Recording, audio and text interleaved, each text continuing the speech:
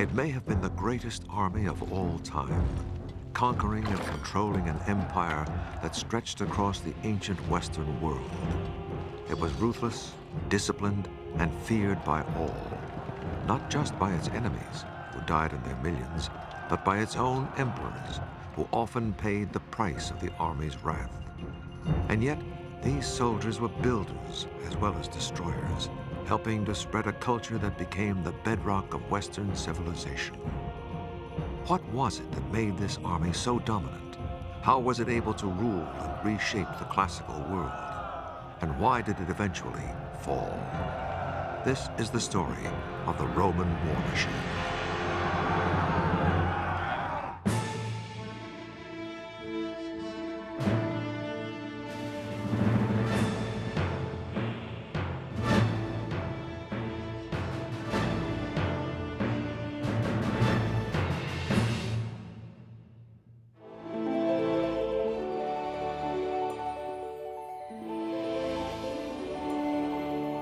The glory that was Rome was built largely upon the power of its army.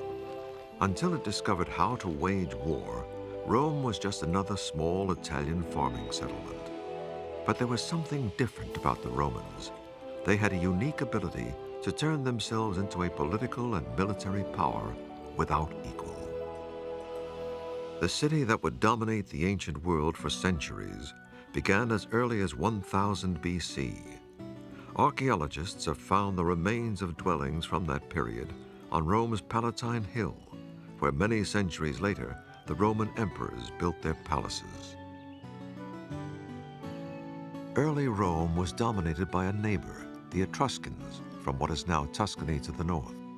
Etruscan kings took control of Rome around 600 BC and ruled it for a century before the Romans expelled them. Rome then began creating the political and military system we recognize today. Rome became a republic with a Senate and two chief executives, the consuls, who were elected for one-year terms to handle important matters, including the military.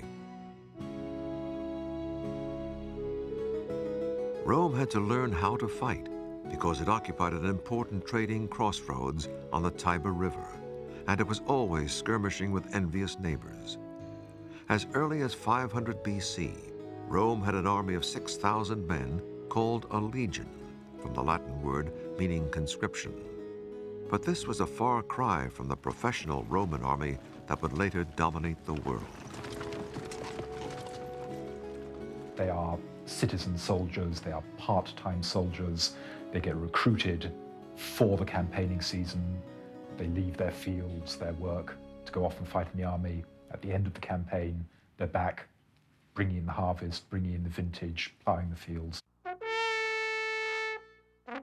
Every year, able-bodied Roman men were summoned by trumpet to report for enlistment. But not all men. Only landowners were trusted to fight for Rome because they had something to protect. Service was regarded as a duty and an honor, and a must for any Roman seeking political power. The Roman people are reluctant to vote for people who cannot show their war wounds. There are many stories of people standing for politics in the forum, ripping their clothes to show their wounds, to demonstrate that they have fought for Rome in battle. Romans had to provide their own armor and weapons, so the wealthiest, the officers, had a helmet, armor, a spear, a sword, and a shield, while the poorest, the front ranks, had no armor and had only slings and stones for weapons. The early Roman army was modeled on the Greeks, especially the basic tactical formation. The Greek army used the so-called phalanx, a tight-knit, rolling infantry formation which came at the enemy like a forest of spears. Your whole army lined up, facing forward in lines, and then the first few ranks would hold out their spears and their shields, and the army would move forward en masse. The object was to simply push aside the enemy and in the course of it, kill as many as possible. Rome's first major victory was against its old nemesis, the Etruscans, when Rome conquered the nearby city of Veii in 396 BC. But the Romans didn't have long to celebrate. 6 years later, they met an entirely new kind of enemy, when Celtic warriors from the north swept down upon Rome. The Celts were a people linked by language, culture, and style of warfare. And Celtic tribes were spread across Europe, from Ireland to France and Switzerland. In 390 BC, a Celtic army thrashed the Roman legion and overran Rome.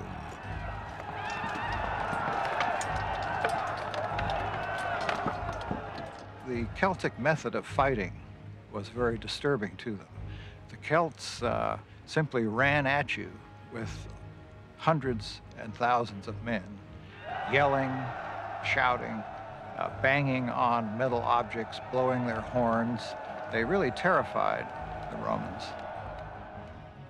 The Celts left the city only after the Romans bribed them with gold.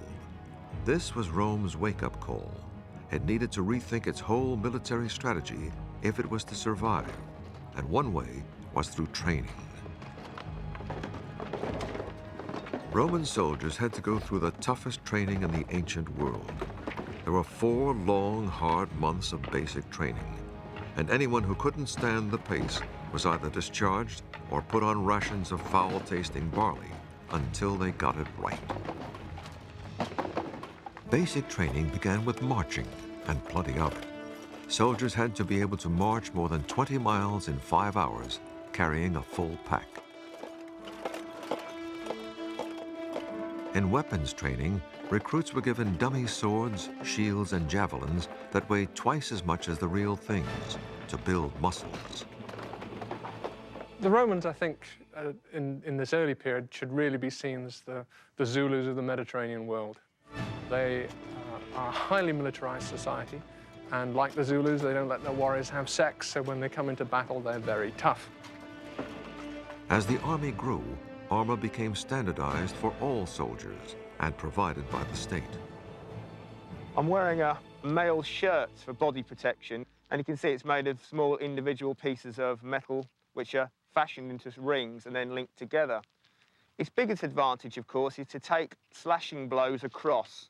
Because the male links all sit together, if an enemy hit me with a sword in a slashing way, it would actually take the blow. The disadvantage of mail was that it doesn't, in fact, take a stabbing at all. If you stab through the mail, the point of the sword will actually pierce the rings. Beginning in the 1st century AD, the Romans also used segmented plate armor, held together by leather straps. It was so much more complicated than mail armor that soldiers needed help to put it on. You can see all the protections on the top rather than around the legs and things. And the reason for that is that when you've got the Celts fighting you with their long slashing swords, you needed all that protection up on the top rather than the bottom. It also gives you a chance to run. The Roman helmet, gradually redesigned over the centuries, aimed to give maximum protection without blocking the senses. You can see it's a round bowl protecting the top of my head. Round because it's got very good glancing blow action. A square helmet would take the blow, whereas a round helmet, the blow would glance off. Large cheek pieces to protect the side of my face, and a small neck guard at the back to actually take an overhand blow protecting the back of my neck. Now, obviously, you can see there's no covering on my face or on my ears, in fact. And the Romans decided that it was a lot better for a soldier to be able to see around him and hear orders, very vital in battles. Further protection came from the Roman shield, smaller and round in early times, developing later into a bigger rectangular one. It was made of layers of wood glued together, bound, and covered with leather and metal. The thing about the Roman shield is it's curved, not flat like most shields of the time. This gives me protection all around my body. And if I'm coming at you in battle, it's not only a defensive weapon, it's an offensive weapon. I can smash you in the face, and then while you're off balance, draw the sword and in under your ribs. When it came to offensive weapons, the first one the Roman soldier would use in battle was the javelin. great thing about the Roman javelin is when you threw it, the enemy couldn't throw it back. These are delivered in volleys of hundreds. As they rain down, the hard iron tip will punch through the armour. The weight of the handle will bend this soft metal shank. It'll be useless, you can't throw it back. Your shield is useless, you're probably hurt, you're in big trouble. But the weapon that won the empire and kept it was the Roman sword. Once the javelins had been expended, the Roman legion would then move in with probably the most vicious of his weapons, the short sword, or gladius in Latin. Very much a close-quarter weapon. It's much shorter than you would envisage a sort of a medieval broadsword to be, because it actually is much shorter. It's designed with a very broad base, tapering to a very, very sharp point. Now, the idea of this weapon was purely to stab. The soldier was trained to actually stab into an enemy soldier, mainly in the stomach area, because, of course, there's no bone for it to actually get jammed in. And, of course, a quick stab and withdrawal will put him out of action one way or the other. Now, the soldier was trained not to use an overhand blow, but purely a stabbing action. In the modern way, a soldier uses the bayonet, really. The thing about this Roman sword is it's shortened to the point and it's used for stabbing rather than slashing. The barbarians, their swords aren't like ours. They're long and broad, and it's all an ego trip on the battlefield, slashing around above their heads, all style, that's all it is. And while they're doing that, it's up and under stabbing to the ribs, and so we make mincemeat of the barbarians. The Roman army was ready to use their weapons and training to build an empire, and the first victims were their fellow Italians.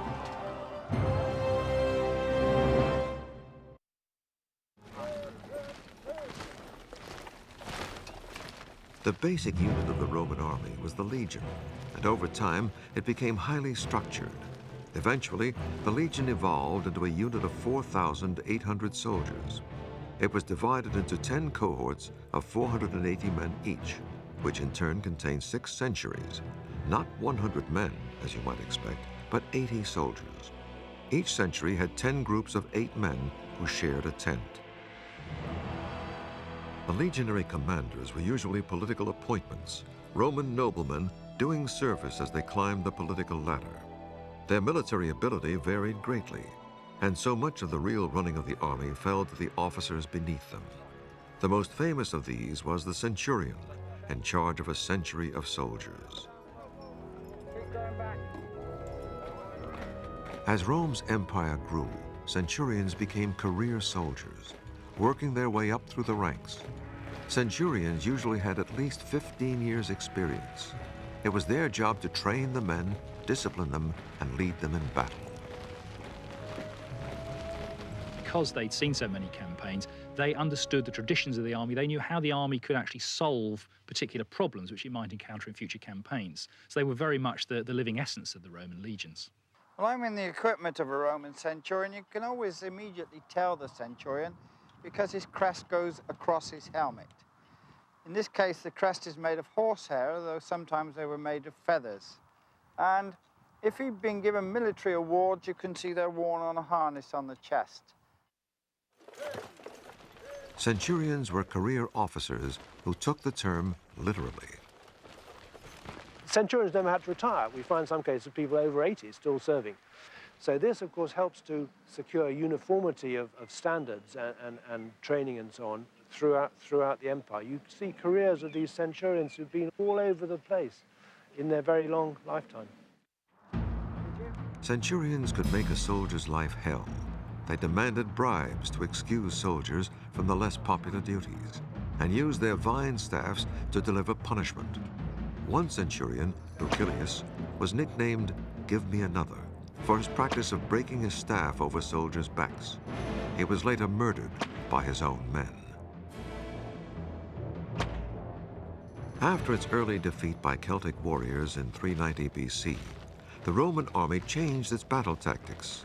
It did away with the rigid phalanx formation it had borrowed from the Greeks and used smaller fighting units called maniples or handfuls, highly maneuverable groups of less than 150 men. This allowed the Roman army to operate more effectively, perhaps on rather rougher ground, but also it allowed them to move groups of soldiers around to the flanks and to the rear of enemy armies. While the basis of the Roman army was its infantry, the foot soldier, each legion also had an attachment of up to 300 cavalry. The Romans were not natural horsemen, so they adapted tactics and gear from their enemies, including the Celts. One example was the military saddle. The saddle on top of it is a very odd-looking beast to most people now. It doesn't look like a modern saddle at all. The most obvious feature are the 4 horns on it, and the 4 horns are there because of the thing that is obviously missing. There are no stirrups at all. The Romans didn't ride with stirrups. The saddle that developed after they'd fought with the Celts had these horns as a very significant feature. If you've got no stirrups, as I said, you can't lean out sideways very safely on a flat saddle. These horns enable you to do that. The saddle looks short compared to a modern saddle because the back horns press against your backside, the front horns go under your thigh, and you can lean out probably to about 45 degrees with relative safety. Part of the cavalry's job was to harass the enemy, and the riders carried special light javelins for that purpose. As you pass an enemy, you can lob several of them at them. They're not going to do a huge amount of damage, but your purpose isn't necessarily to do a lot of damage. It's to make the formation break up so that the infantry can get in and win. In battle, the cavalry lined up on the wings of the legions. The infantry formed 3 horizontal lines, so they could take turns at being the front line until the battle was won. As the Romans formed up to start the battle, they banged their swords against their shields in a frightening drum roll until the order came to charge.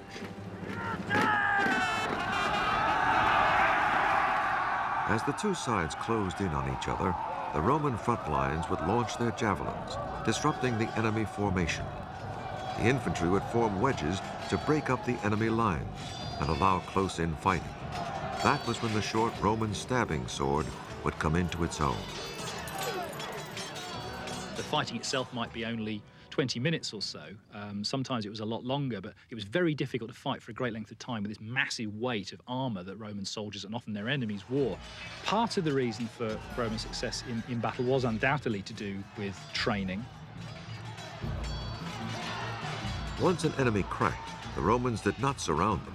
Instead, they usually left an easy escape route so that the cavalry could come in and cut them down as they fled. By 270 BC, Rome controlled much of the Italian peninsula. But unlike many ancient powers, it did not simply pillage its defeated neighbors, it turned them into allies, sometimes offering them Roman citizenship. That way, as Rome expands, the people whom it conquers are integrated, form part of the Roman army, and become the troops for the next wave of conquest out. So it's a cumulative process. And that, I think, is key to the success and the growth of this empire. Rome's expansion made a clash inevitable with Carthage, another Mediterranean superpower. And when that clash came, it would produce the most horrendous war the ancient world had ever seen.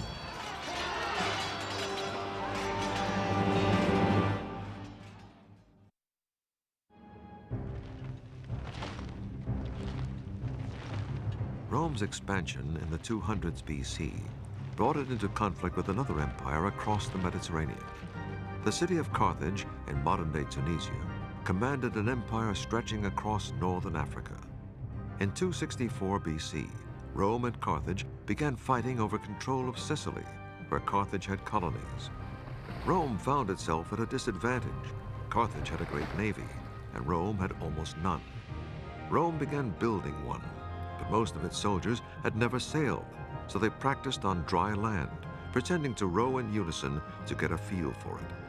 And when it came time for the real sea battles, Rome had a trick up its sleeve.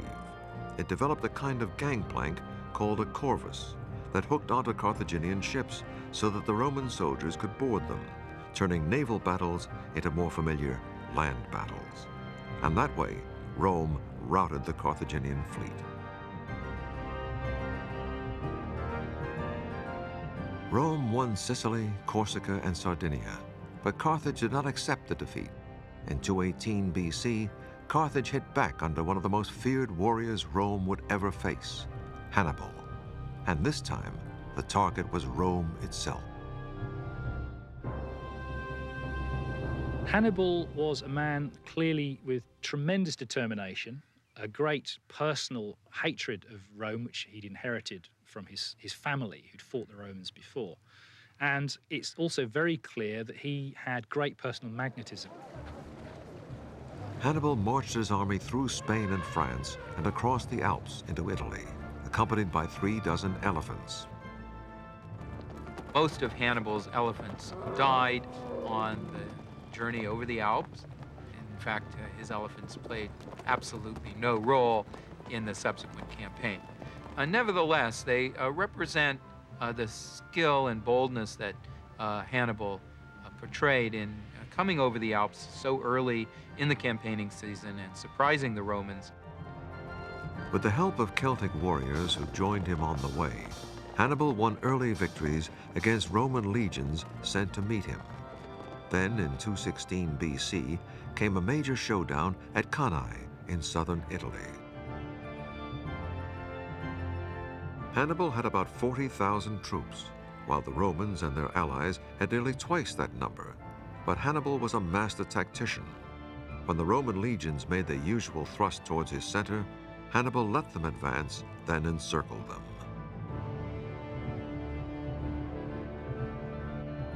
It was a disaster for the Roman army. Some 50,000 Romans and allies were killed. There was panic in Rome, with cries of "Hannibal is at the gates." But Hannibal was never able to capture Rome, because Rome's ingenious policy of creating allies paid off once again. What defeats Hannibal is the fact that the Romans have got 8, 9, 10 times as many men able to be impressed into the army as Hannibal has got. And they can lose 50,000 men in a day. And they keep on fighting because they've got the manpower. And no other state in the ancient world could ever achieve anything like that. Rome practiced total war against Hannibal. As an emergency measure, it called up every available man, even slaves, and sent legions to Carthage-held Spain to stop supplies and reinforcements from reaching Hannibal. The wars on this scale are fights for survival, literally for survival. If you lose these kind of wars in the early period, your city is destroyed, your women and children are dispersed across the Mediterranean world. That's the end of it. All societies are destroyed if battles are lost. It took 15 years of fighting before Hannibal was forced out of Italy. He returned to Carthage to defend it against a counterattack by the Romans, who finally defeated Hannibal in 202 BC. But despite the victory, Rome maintained a paranoid fear of Carthage and provoked a third war in 149 BC. It took the Roman legions 3 years to breach Carthage's huge city walls, and then the Romans slaughtered unknown thousands of Carthaginians and sold 50,000 survivors into slavery. Finally, the Romans leveled the city, plowed it into the ground, and according to legend, sowed it with salt so that nothing would ever grow there again. Any Roman army was capable of extreme brutality, particularly in the sack of a city which had resisted them, which they then managed to break into. Under those circumstances, it seems to have been normal Roman practice, almost policy, to slaughter absolutely everybody and everything, including animals. Everybody was just chopped to pieces. It was absolute carnage. After defeating Carthage, Rome also added Greece as a province after destroying the city of Corinth. Many other conquests followed, so that by 100 BC, Rome was undisputed master of the Mediterranean. The Romans justified their expansion in a way that many modern-day politicians would understand. They always convinced themselves that they fight defensive wars. No Roman war, no matter how offensive or imperialist it might look to us, to the Romans it was always a matter of defense, always fending off an attack. So in a sense, that's how they justified a Mediterranean conquest. As rulers of a rapidly expanding empire, the legions had to get used to a lot of travel, and that meant travel on foot. When Roman soldiers marched, they carried up to 50 pounds of equipment on their backs, including weapons, armor, cooking utensils, rations, and tools for building a temporary camp. Most armies relied on natural defenses, but the Romans carried the tools to build a new camp wherever they were, a new one each day, if necessary.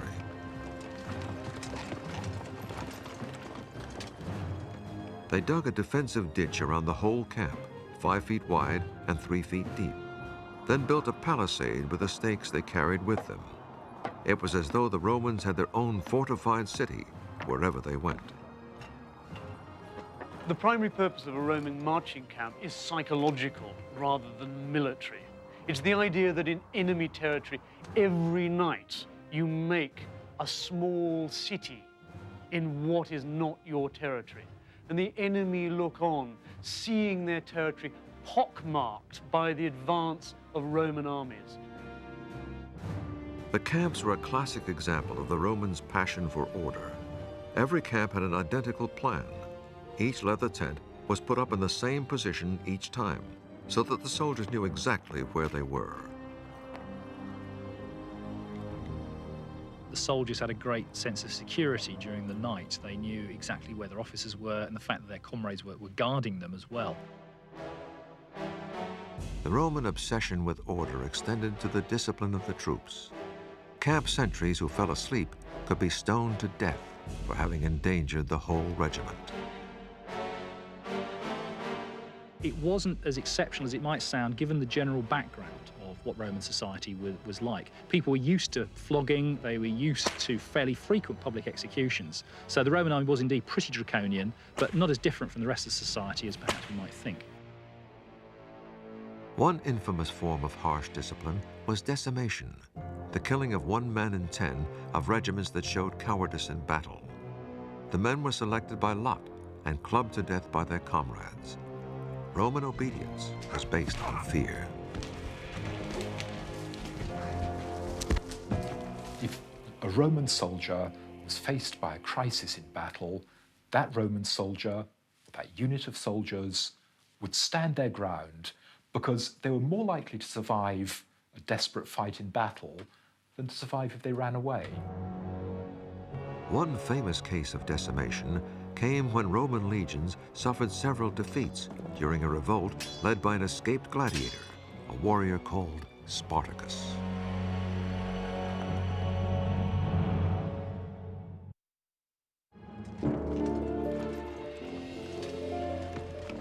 The Roman army was so busy conquering and building an empire on foreign soil that it had no standing army back home in Italy, and that left it open to surprise attack.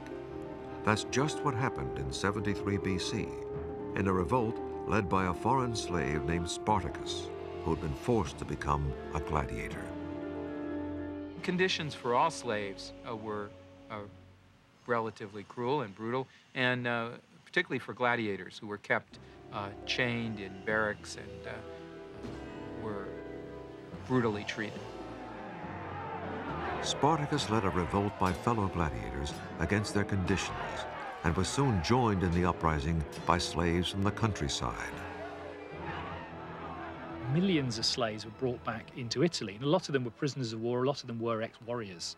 And therefore, although many of them were kept in barracks and many of them were trained to be gladiators, they were a potential security risk. Because there were no legions stationed in Italy at the time, new legions had to be quickly raised and trained. But Spartacus and his men, using guerrilla tactics, defeated each legion sent to meet him, and his band remained at large in Italy for 3 years. The Roman Senate finally gave the nobleman Marcus Crassus the power to quell the revolt.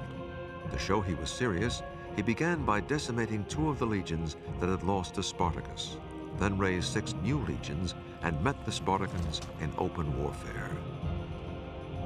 Their tactics were so unconventional. They refused to give battle until the very end in a conventional way. They confounded the expectations of the generals and the armies sent against them.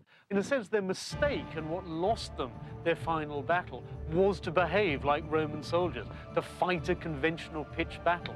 Had they stuck to guerrilla warfare, their revolt might have been even more effective than it was.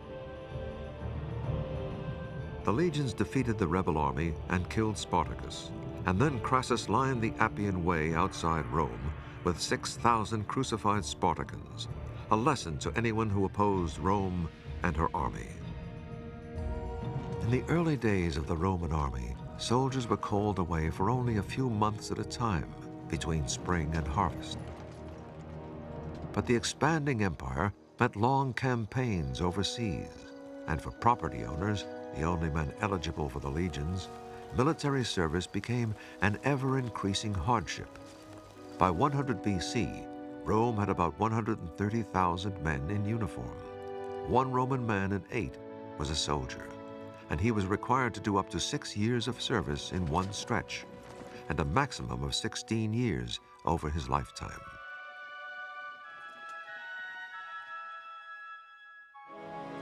The legions needed a bigger pool of manpower to draw on, and the man who made it possible was the consul Marius, himself a great general. Twice he had saved Rome from invasion with victories over German tribes. In the fields near Aix-en-Provence in southern France in 102 BC, Marius's army killed so many Germans, 100,000 by one account, that farmers had bumper crops for years afterwards because of the blood and bones in the soil.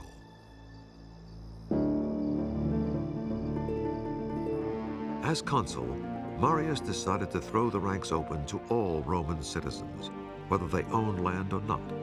This meant poor Romans could volunteer for a secure and prestigious job with good pay and travel. They could become career soldiers. The Roman army was now on its way to becoming a full-time professional force. But volunteers still had to meet strict requirements. They had to be tall, preferably literate, and have good character references. Certain professions were preferred, including blacksmiths and hunters. Those considered not suitable included weavers and tavern keepers.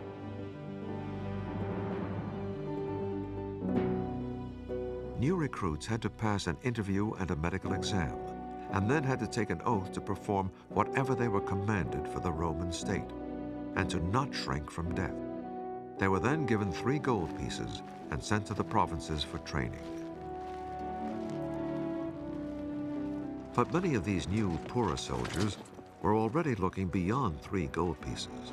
As the army kept adding new conquests, soldiers were increasingly focused on the spoils of war.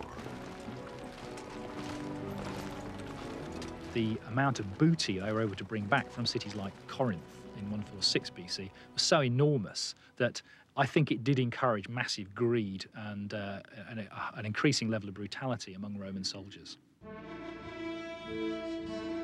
Increasingly, soldiers turned their loyalty from the Roman state to their own generals, who could make them rich.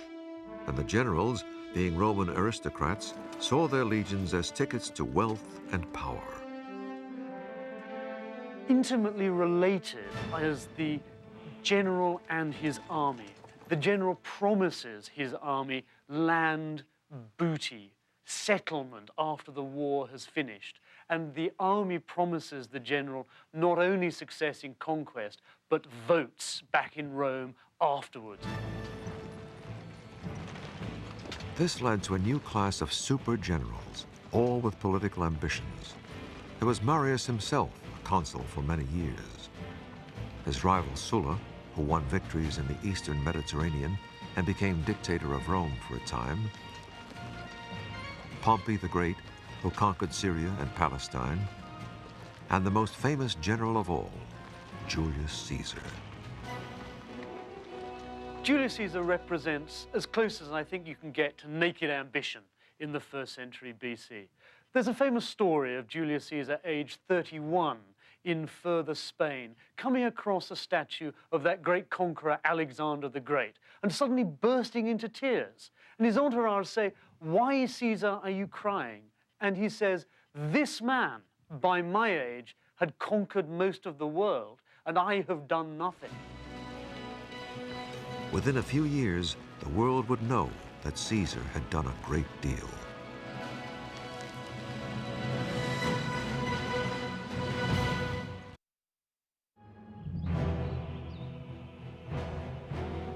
Of all Rome's great generals, none created more fame, bloodshed, loyalty, and hatred than Julius Caesar.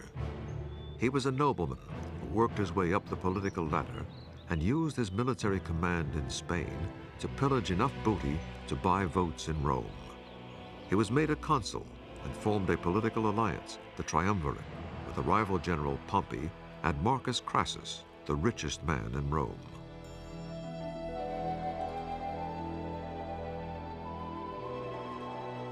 Caesar then had himself made governor of northern Italy and southern France, which made him commander of several legions. He was anxious for more conquests, and his chance soon came. In 58 BC, a Celtic people, the Helvetii, asked Caesar's permission to migrate from Switzerland to western France, across Roman allies' territory in what was then called Gaul. Instead of agreeing, Caesar decided to attack. Caesar, of course, is a cynic. He needs a war, he needs the booty derived from that to finance his political campaigns. Before he goes on campaign in Gaul, he is deeply in debt. Gaul will provide the booty for repaying his creditors. Caesar sent 6 legions against the Helvetii, 360,000 men, women, and children. More than half the Helvetii were slaughtered, and the survivors forced to return to their homelands. It was a part of the political struggle at Rome in the late Republic. Pompey, his great rival, was Rome's best general. So Caesar, competing against Pompey, he has to be a better general. After dispatching the Helvetii, Caesar set after a German tribe that had crossed the Rhine and marched his troops 120 miles in 5 days to the Alsace region. Again, the Romans slaughtered thousands. Caesar then turned west towards Belgium and repeated the dose against the tribe there. Caesar's political foes in Rome decried his actions, but most Romans cheered him on because he was defeating Gauls, the very same Celtic people who'd sacked Rome in 390 BC. The Romans' fear of Celtic peoples, like the Gauls, was more than historical. It was also physical. Partly the sheer size of the Celts. The Italians were a fairly small people, and compared to them, the Gauls, for example, were absolutely enormous, sort of 6-footers, that the Italians weren't used to. For example, we're told that Julius Caesar was tall for a Roman. He was only 5'6". To the Romans, anyone who didn't speak Latin or Greek, such as the Celts, was looked down upon as a barbarian because their language sounded like sheep. Ba, ba. The Romans have a very particular view of themselves, and that is to see themselves as people who've developed the powers of the mind to control the body. Barbarians, on the other hand, are people who are led by physical desire, sex and drugs and rock and roll. They don't have a proper education, so they go for the nearest thrill. But the Celts that Caesar was fighting in Gaul were far from barbarians as we know the term. They lived in organized towns, like this reconstruction in France, and they were master ironworkers who probably invented the chainmail armor that the Romans adopted. And the Celts' artwork was anything but barbaric. It's still regarded as one of the great artistic traditions of Europe. As warriors, the so-called barbarians were no match for Caesar's well-trained legions. Celtic warriors did not fight as a unit. They fought for individual glory. The big men like to show up dressed in fancy, shiny armor, stand at the front, and engage in warfare that was no doubt fairly brutal, but was fairly small scale. They couldn't plan total war in the way that the Romans could plan. They didn't have fully trained legions. They didn't have logistic backup. Also, the Celts were up against a brilliant commander in Julius Caesar. He was ambitious, hungry for victories, and used daring and original tactics. He was noted for the speed and surprise of his movements, and he really brought those techniques to perfection in using his legions. On the other hand, he was a little reckless. Part of his daring, and he often got himself into terrible scrapes, but he was so quick and so perceptive of the enemy's intentions that he was always able to get himself out. From the word go, he was prepared to adapt. I mean, coming up against the Germans for the first time in his first campaign, enormous numbers of cavalry, he had virtually none. No problem, he simply gets in horses and tells one legion, right, boys, you're all going to be cavalry. Suddenly has 5,000 cavalry. Caesar knew he asked a lot of his soldiers, and so he went out of his way to cultivate an intense loyalty from them. He didn't ask them to do anything that he didn't do, and he often dismissed his bodyguard and had his horse led away and actually stood in the ranks with the troops. And his troops were very loyal to him. Not surprisingly, these loyal soldiers were also becoming wealthy soldiers through booty and slaves. The spoils of war were often won through great brutality. Caesar himself boasted that his campaigns in Gaul left 1 million dead and 1 million enslaved. Caesar just carried out what I've called actually a big game hunt. He took his legions back and forth across Gaul, slaughtering troops, pillaging towns, killing women, children. The Romans were terribly cruel on the Celts. Defeated enemies were often made into slaves. Slavery was tremendously important to Rome. 40% of the Italian population were slaves, the same percentage as the American South before the Civil War. Slaves are fundamental to Rome's war effort. Essentially, slaves free the Roman citizen to fight in the army. Without slavery, it would have been impossible for Rome so effectively to initiate these wars of conquest. Caesar's wars of conquest went on for 9 years. He was the ultimate example of everything the Roman army had become in its first 500 years. Dedicated, ambitious, ruthless. And Caesar would not stop with foreign conquests.